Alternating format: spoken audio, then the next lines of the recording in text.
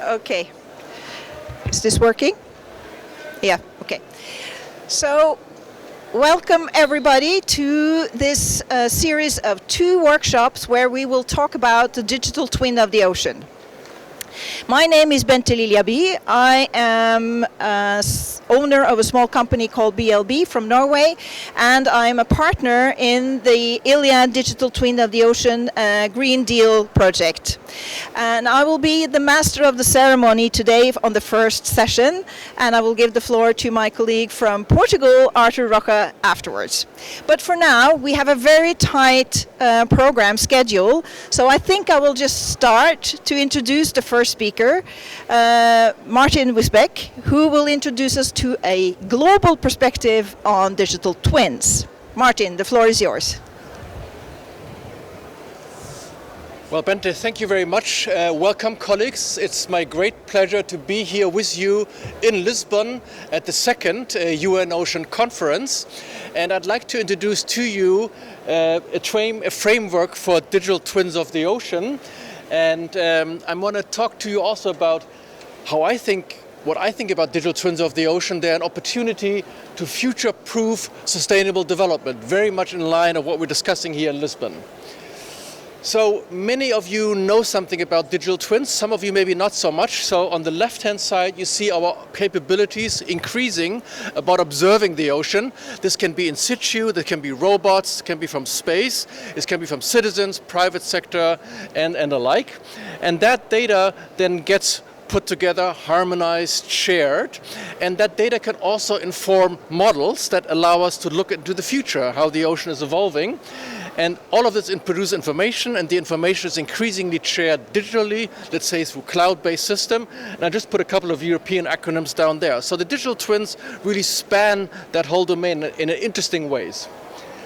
Moreover, right now, last year, we started the UN Decade of Ocean Science for Sustainable Development. And that decade is very exciting because it mobilizes research, innovation, the digital world for sustainable development. And it has 10 research areas, and one challenge area, number 8, says that through multi-stakeholder collaboration, we're developing a comprehensive digital representation of the ocean. And I do think digital twins are exactly aligned with that, and that spurred us to really develop that DITTO, that international program under the decade. So then what are digital twins? So here there's a few words which are virtual representation of the ocean. So you're reproducing the ocean in the digital world, which is exciting in its own right, that we can increasingly do that with more observations, more data sharing, more models. But then they enable you to ask what-if question. How will the ocean change if you do interventions? Planned, unplanned, all the way. And if you do that smartly, it can benefit ocean professionals, scientists like me, citizens, policymakers, the private sector, to really improve the way in which they interact with the ocean. So it's a framework of interaction. So who benefits from that digital information, from that twins? It's the science community, that I'm part of, but it's also government, civil society, private sector, also education. Wonderful opportunities for outreach. I see Dina sitting here. She has a lot of work in that arena. And I want to show you 2 differences between ocean forecasting, let's say, and digital twinning. So in ocean forecasting, I'm using a workflow here from an observing system for the Atlantic called Atlantos. Basically, you have societal needs for ocean information, let's say for wave forecasts, ship routing, location of fishing, and so on. And we provide that need by an observing system, data portals, prediction system, and then we provide that forecast. So what these systems do, they answer the questions like, what is the state of the ocean today? How will it change tomorrow? Mathematically speaking, these are initial value problems. In twinning, it's almost the same, except there's one important step, that is intervention. So in digital twins, you're looking at the ocean as it changed because of our interventions. In forecasts, we don't do that. The system evolves by itself, right? That's the big difference in twinning. So these are the what-if scenarios, mathematically speaking, boundary value problems, right? We're changing the boundary conditions. I'm going to give you one example only because time is tight. And the example is for protection of a coastal city against sea level rise. And in twinning, what you will take, you can take the forecast of sea level rise, let's say from a global model, you regionalize it, and then you ask yourself the question, what is my best defense strategy? Is it building up dikes? Is it doing sandbars before? Is it protection of coral reefs or mangrove forest, nature-based solutions? And you want to know what is the best mix of all of those. And digital twins can help you with that from a cost perspective, from a risk-averse perspective, from a management perspective, also from an acceptance perspective from people. So that's the kind of things, what-if questions. So digital twins don't come from themselves, they need access to the ocean information. So they will be co-evolved and co-designed with ocean observing systems, like here the Global Ocean Observing System, also much more local, more regional, private sector, citizen science involvement. So we think they'll create a virtuous circle. That means digital twins will ask for more information, which will make those of us who are involved in ocean observation very happy, but I think it shows the need for ocean information. They also serve to improve prediction and motion models because there's no twin without a forecast element. This can be a dynamical ocean model, it can be a machine learned AI model, it can be some combination of it, but you need a predictive element, and these have to be adapted and developed for the twinning exercise. Thirdly, none of this twinning will work for the users if the data don't get shared. So we must have an interface where data from observations, models, twins get shared. So we need to democratize the data world, really share them, make them interoperable, fair and just. So great agendas supporting actors that you see here on the top. And last but not least, that information needs to be used to inform decision making. And we have an arena here at Geomar where I work, and we call it a decision-making theater. In this particular case, you see 4 scientists who are planning a marine expedition and want to optimize ship time.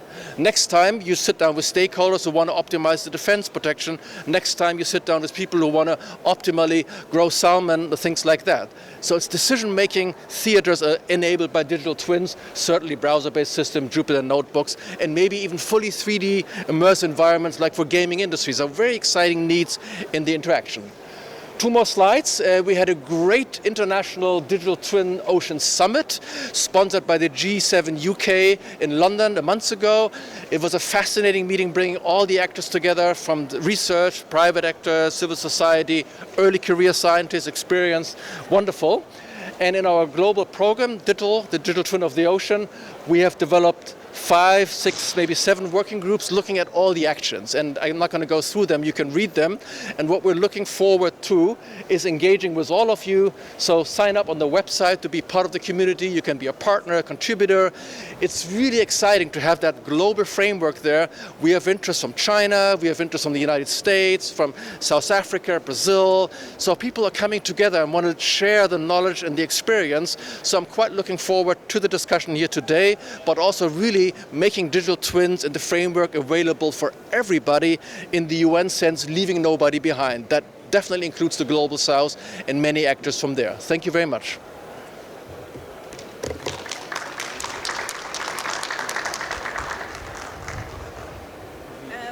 Wait, Martin, I think we have time for questions. So I think we have a microphone in the room as well to ask questions. Anybody want to ask Martin a question? Yes, we have a question. Maybe just come forward. Maybe just come forward, if it's. Oh, we got it. Okay, thank you. Okay, that's going to be interesting. I need my headset.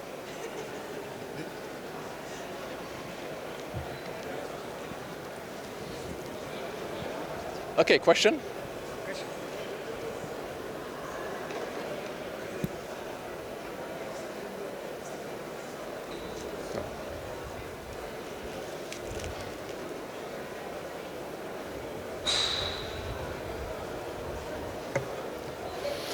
I think the question was, how do we operate the headset? So that's fine. Any other questions for Martin? No, it's all clear. All clear. Thank you very much, colleagues. It's an exciting ride. We're going to hear much more about digital twins, and I really want to encourage you all to engage and really send out the message. your countries will love it. I can tell you, ministers love digital twins of the ocean because it's the engineering element that they're really excited about. So thank you very much. Thank you, Martin. Thank you so much. And now we are going to do another technically interesting experiment, I guess, because we will have Zoe on video. So we will roll the tape. Huh? You ready?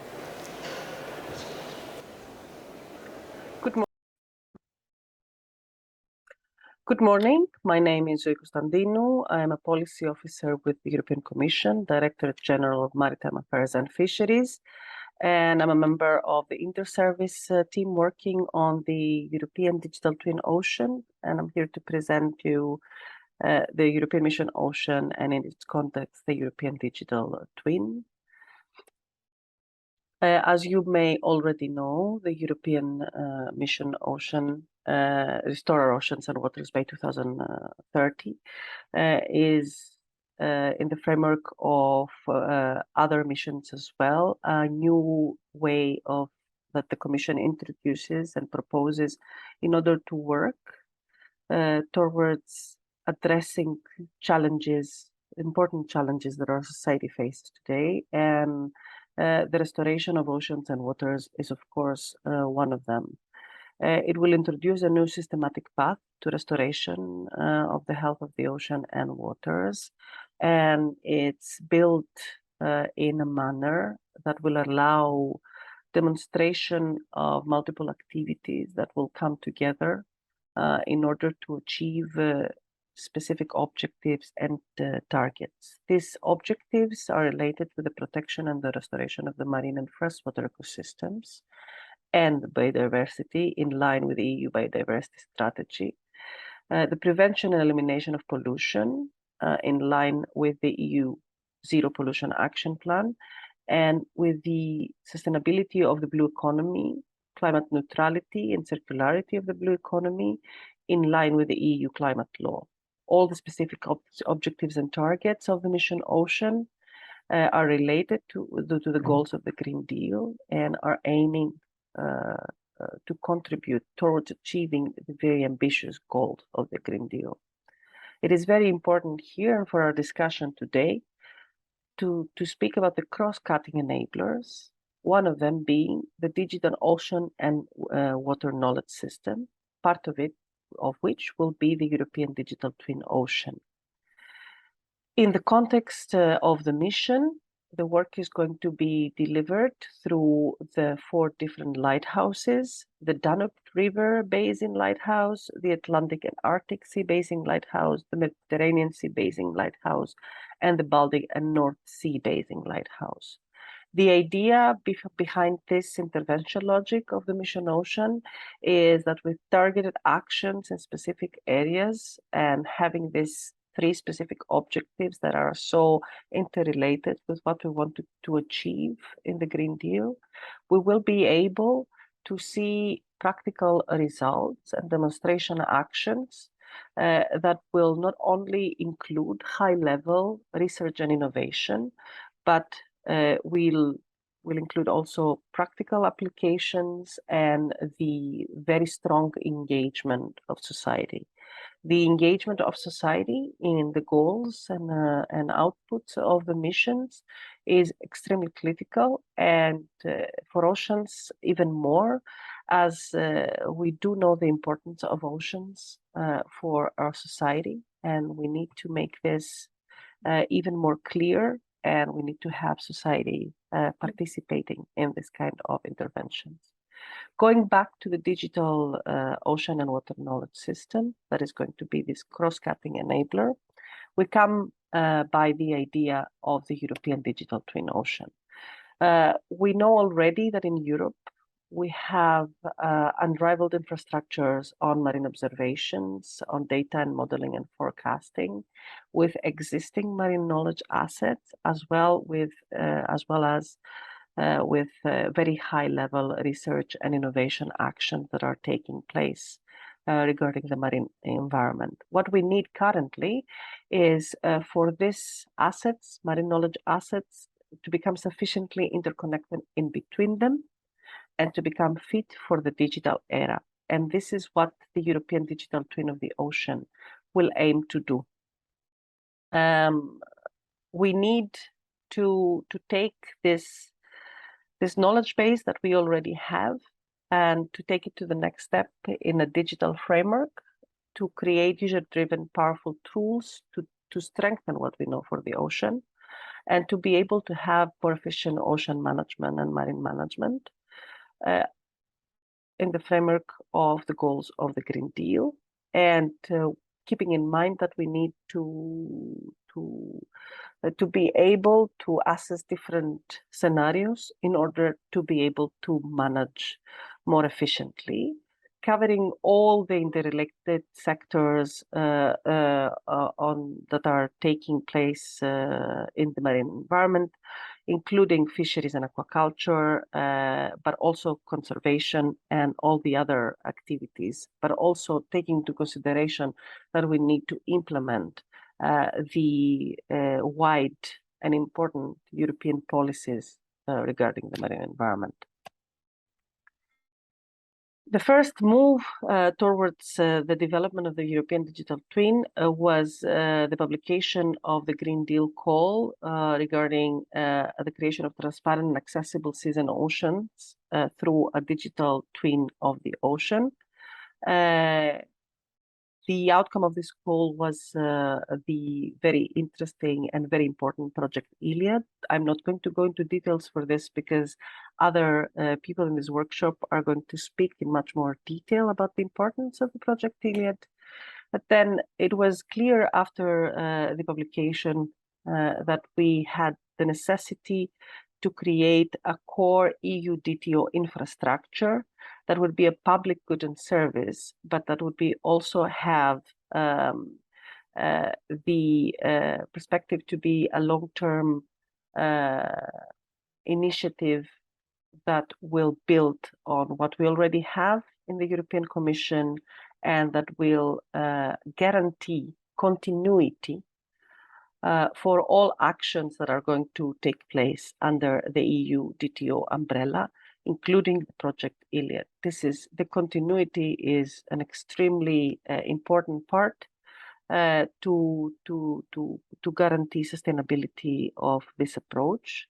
And this EU DTO infrastructure would include the digital architecture and the ocean data space, as well as the collaborative environment to develop and plug in multiple other tailor-made applications and local twins, and would be able to incorporate and consolidate all approaches, including the important work done by Iliad, by other research and innovation projects that are going to come in the future, the Sustainable Blue Economy Partnership, and many others that we will see in the next years to come.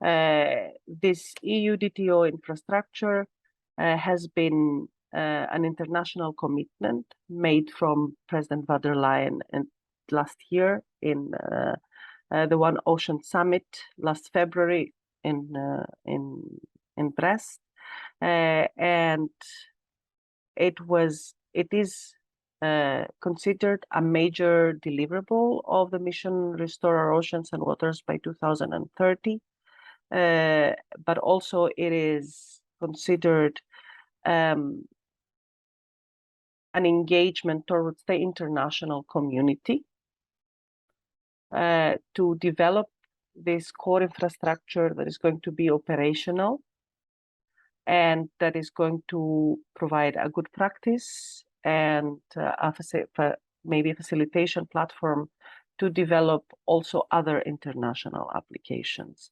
It is very clear from the point of view of the Commission that we cannot be isolated in this process, and that the management of the oceanic marine resources is an international endeavor that we have to work towards in the international landscape as well as in the European.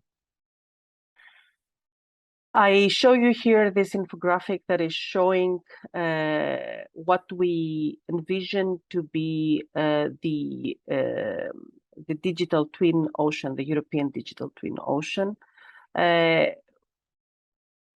and that underlines exactly this concept of consolidation. As I already said, in Europe we have these powerful marine knowledge assets. We have Copernicus Marine, we have the European Marine Observation and Data Network, we have the extensive EU marine research infrastructures. We have very powerful projects as the project Iliad, as Blue Cloud, and we hope to see more projects to come out of the next Horizon calls, and I'm sure they're going to be extremely interesting and innovative.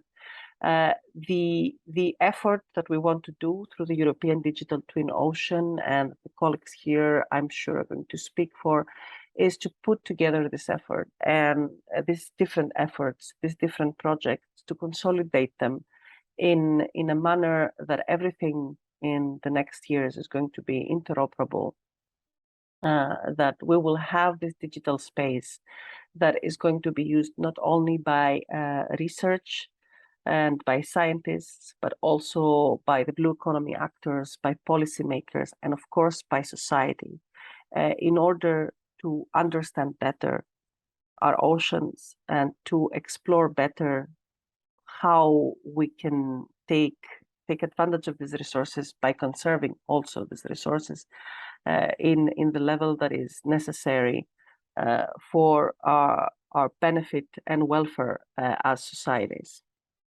It is extremely important to see the activities that are going to take place under the Digital Twin Ocean framework as collaborative activities. And this is, I think, the most important message that the European Commission has to offer in this workshop. We want the different approaches to work together, to have a common path to one European Digital Twin Ocean that will then include more localized and more specialized approaches, of course, in the local level, in the regional level, in the sectoral level. But the need for consolidation and collaboration, it's extremely necessary.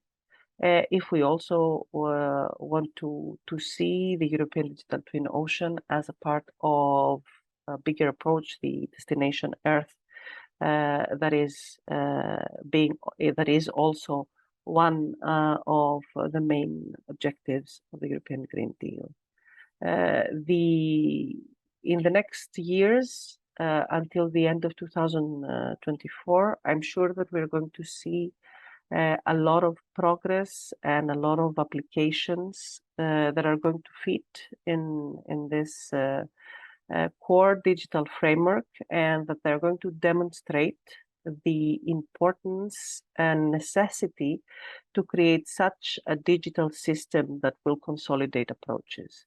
When we speak about data and modeling approaches, interoperability and common ways to work together, as we call them, common standards in the community, are extremely important in order to put together separate parts and create a whole that is going to be bigger than these separate parts, and that is going to give us this deeper knowledge that we require for the ocean and for the marine systems and the way that we interact with them.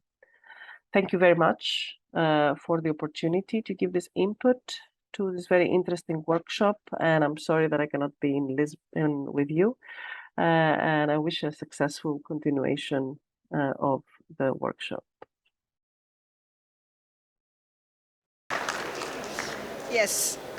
Now, Zoe cannot answer questions, but I can tell you that this is recorded, and we will make the recordings available.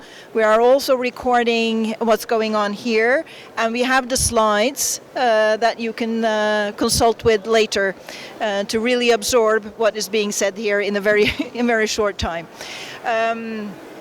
We are moving then to the next, more detail, going into detail in the European Digital Twin of the Ocean, Alain Arnaud from Mercator Ocean International. The floor is yours, Alain. Thank you, Benzi. So it's very strange because I have the impression that you are translating what I'm telling, but no, it's without that. But they have nice drum. Else, if you want to listen to that, it's very nice. So everyone was very fast in the introduction, so I can spend 20 minutes now. No, it's yours. No, I'm joking. So let's start with that. So I'm going to explain you what is, let's say, the first project of construction of an infrastructure for an European digital twin of the ocean. So first of all, a bit the concept. It's an addition to what was said by Martin before in what is the concept, and much more a technical vision and an implementation vision in terms of political application of what is a digital twin. So there is first a standard definition of this twin. So let's say I'm not going to spend too much time on that. What is interesting in that we are trying to reach this higher precision and accuracy in terms of modeling, thanks to this bigger integration of data here. But what also is interesting here is to consider the digital twin or twins. It's why we are also having this duality in the words, as something that is really open and accessible and interoperable. Interoperable is very difficult to say, but we have to succeed also in telling that. So, and this interoperable data space will be something open, enabling people to really use this information in different ways, maybe some that are not yet predicted today. So, in this graph that we have been doing, I think 1 year ago or more than that. What is interesting is what Martin was telling is this part on intervention. Intervention is key in what we have to do, and there is a nice definition of what is a model, what is a digital twin that we have been taking from the literature. That is the following one. You know, we want to have this kind of replication of the real world in a computer. So this normally is what we have been doing until now. Is called the digital modeling. You try to have a model or a simulation or a digital representation of a living object, or not, could be an industrial object in your computer. When you do that and you have this possibility to do a single modeling or something that is not recurrent or not automatic, this is a standard model. And you run your model and you see what's happening, but it is just a one shot, I would say. What's happening after that, a bit more complex, is a digital shadow. This is meaning that really, in real time, there will be a kind of shadowing of the real object into the digital world. So we'll have always this thing that is updated in real time. You don't have any change of that. You can have a change in the real object, and it's happening immediately in the digital model. So this is what we call the shadow. And I think if I stop there, more or less with the explanation we have been giving to you until now, collecting the information, running model, we are just there. And in the industrial world, when you talk about a digital twin, we are talking about let's say the fourth element, that is a model, a shadow, better said, that has the possibility to act on the real object. So, for instance, in this world, you consider an engine of your car. You have a lot of sensors in the engine that are capturing, I don't know, the heat, the velocity of your engine. And if something is happening, you have a small computer inside that, for instance, will speed up the fan or reduce some parameters. So it will act in real time. And this is a true digital twin. And you clearly understand that for us, and for most of the people dealing with digital twin of real objects, and especially living ones, this is impossible. You cannot plug your computer to the ocean there and to say, okay, now do something. No, it's just impossible. So we have to do something that is more clever than that. And it's why we have what was described before. So two things to do here. One is the possibility not just to be duplicating the real world, but to have the possibility to do some simulation of changes. As Martin was explaining, you construct a dike here. What will be the effect of the dike? Not after the construction, in your digital world. So you're doing some simulation on that, and you see what will be the impact of that. But more than that, and it's what's it's kind of magic today with the digital twin, because we have seen with the Zoe intervention that Ursula von der Leyen was talking about that, so the President Macron in Brest make a nice intervention. So, or let's say the political level is interested in that. We have also the private world sector that is present here and is also very connected to the digital twin. And we have also the citizen part. People are very interesting to get the information, but also to contribute to the digital twin thanks to citizen science projects. So what we have to do now with the digital twin is to enable this loop to have some decision and impact that are, let's say, coming from the digital world and structurate that with some the digital, we say, simulation to have a policy, a decision making that is going to impact the real world and really based on science and on facts. So this, for me, is what is really key in having a digital twin. We cannot do that just on a lab, in a computer, something like that. We need really to have, let's say, the policymakers, the industry, of course the scientists, and the citizen involved in that. Else, this is going to be just a digital shadow and nothing more. Could be a very nice one at 10 kilometer or 1 kilometer resolution, but we cannot act thanks to that. So, linked to that, or on top of that, I would say, we have this aspect that is to provide a framework of collaboration. You cannot just have a one direction telling, okay, we have something that is done there, I don't know, at European or UN level, that is this model, and based on that you are going to solve everything. It's not possible. You're giving there some information that will help some people to construct their own applications, their own digital systems, their own platform, for instance, based on their very local concern, to do that, and possibly involving the local policymakers there. Because this is the best way, let's say, and the simpler way. You cannot reach, I don't know, someone here in Lisbon from basically just an office in Brussels or New York. So we have really to consider this collaborative aspect of the DITTO as a key factor. And from the beginning, we are trying to do that.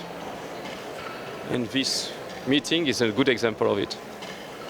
So now the context, let's say, I will say that Zoe explained that at EU level we have a kind of alignment of stars here, that we have this EU restoration mission, we have the Destination Earth mission, that is the one, let's say, in terms of digital infrastructure, bringing a lot of resources and new capabilities to really apply this part on digital shadowing. We have, of course, this UN decade that put, let's say, the ocean at the center of the scene, and we started with this summit in Brest that was really a kind of kick-off of this activity with the strong commitment of Ursula von der Leyen telling that she wanted to have this DTO for 2024. You don't remember. So we have really to do something quickly. And on our side, so we have been starting, as was said by Zoe, in addition to what is going to be done in Iliad, that is really a nice horizontal project constructing, let's say, on a 3-4 years period, this a bunch of application and new modeling. We wanted to have something to be hosting that. Thinking about this collaborative aspect, you need to have something really giving a support for all that. So putting together all the resources coming from the different DG, and it's the first case, I will say, not the first, but one nice example of inter-DG collaboration that we're having now, when you are having some meeting with DG RTD, DG Mare, DG Defis, and DG Connect, working together in order to try to set up this framework for the digital twin. And so based on that, we are starting to think and construct a new digital infrastructure, or not new really, but using some interesting elements from the world. So having what is kind of standard now in the digital twin world, this data lake aspect, an entity on modeling and an entity of service here. And those are going really to put together a bunch of European assets, like for instance, we have all what I mentioned before, the different research infrastructures, the MONET project, the Copernicus, the Sentinel data, and the DIAS platform, Digital Information Access Service called Wikio. So all that are going to be joined together inside this pre-operational project. We have also a part on supporting the digital modeling. So this, in fact, we are going to use for that before as much as possible to have this construction of DITTO that will be compatible with what is being defined today by destinationers in terms of infrastructure, so putting together a kind of replica of that will be 100% compatible with it, so no need to redo something from the beginning when we enter in phase 2 of destinationers.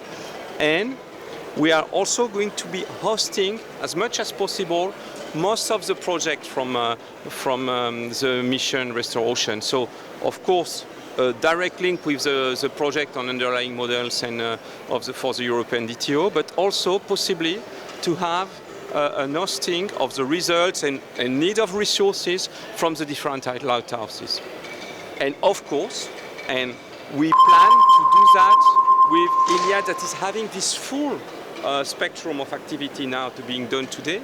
And we expect to have this constructive collaboration from today, of course, starting as much as possible, as soon as possible, to really have this integration, all the good examples of modeling and application, of private sector application from Iliad being also put together in this collaborative project. So, we have been starting that, I would say, from just after the Brest summit.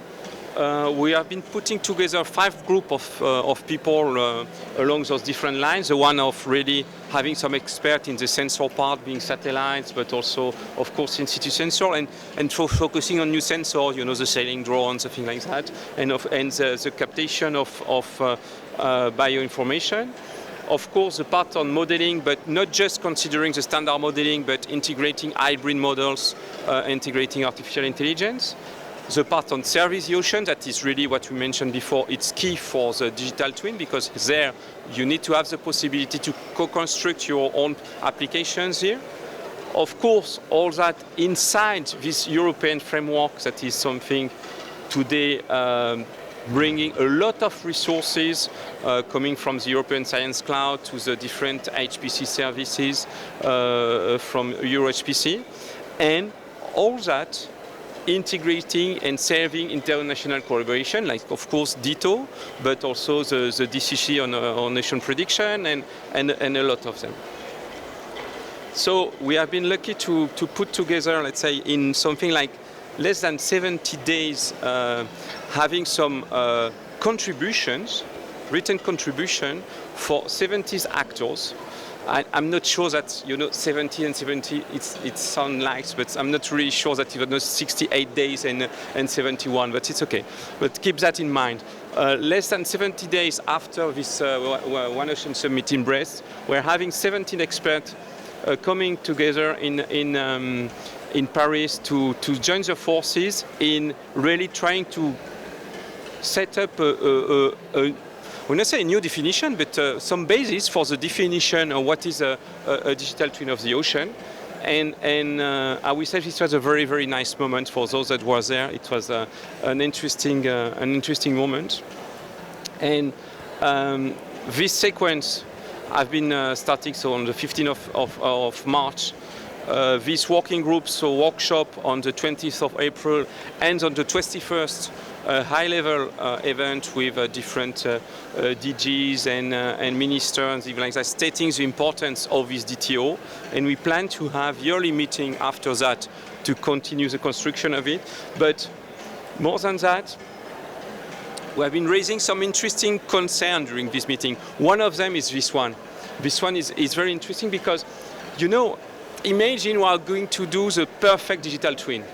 And thanks to that, you're able to know where are the fishes, for instance, with a perfect precision. Are you going to distribute this information to everyone? It's nice to make your biodiversity studies, but it's also interesting for people to go fishing directly there. And the impact of that could be very, very dramatic. And not just that, you know, with all things relating to artificial intelligence, if you start to have some black boxes giving some predictions that you don't really know where they are coming from and things like that. So we are trying to apply there what is called this ethic by principle construction of the system, and really to ethic by design, if I remember well, sorry. That is something that is now mandatory in all the AI projects at the European Union level, and to integrate that from the beginning here. You can imagine that at one moment this duplication of the world in a computer is kind of scary for a lot of the citizens and decision makers and everything. So we need to reassure them on that.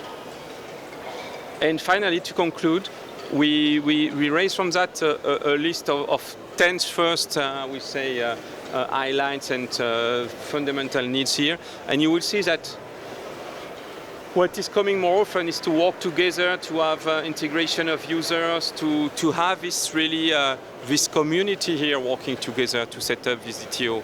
And it's so interesting, it's so big that really we'll have to consider this collaboration to have a small possibility to succeed in that, because it's really, really, really challenging. And that's all. Thank you very much.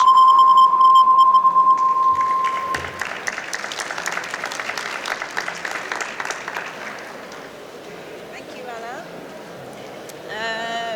Now, do we have any questions? Yes, Martin.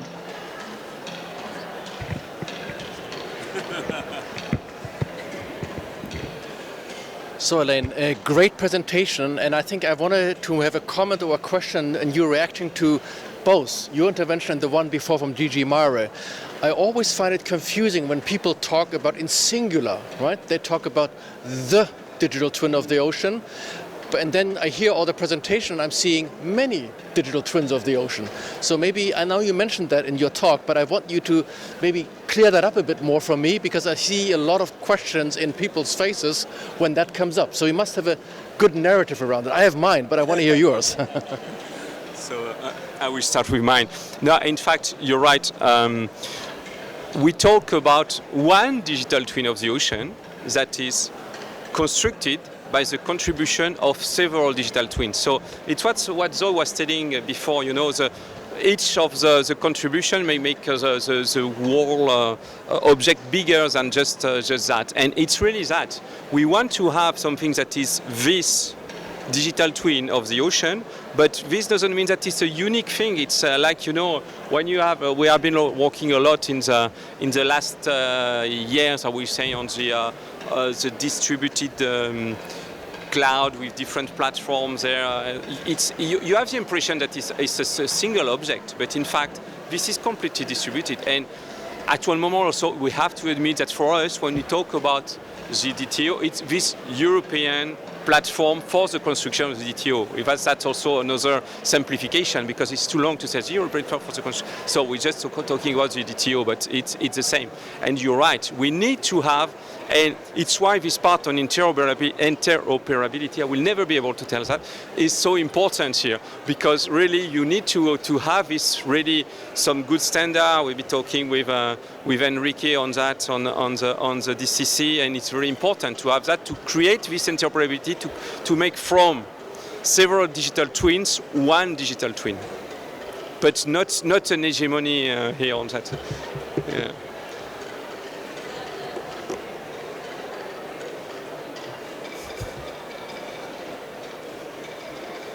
You can speak like that if you want to.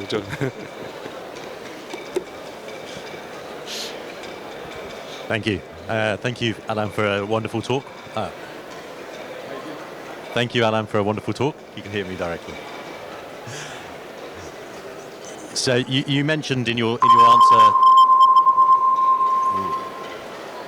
You mentioned in your answer to the question just then about interoperability, and you talk a lot about the number of programs in Europe that you're going to be interoperable within. We also need to think about the larger context, and of course Martin's here from the DITTO program. So it'd be great here, when we're here today, to talk a little bit more about how we talk about interoperability without to other things outside the European programs. And I'd love to get involved in that conversation, of course, as you know. No, it's true, and it's why I finished this talk with the contribution of the DCC on that, because it will be with DITTO also one very nice framework for setting up those standards of interoperability, and it's very important. I don't know if you want to add something on that, Enrique.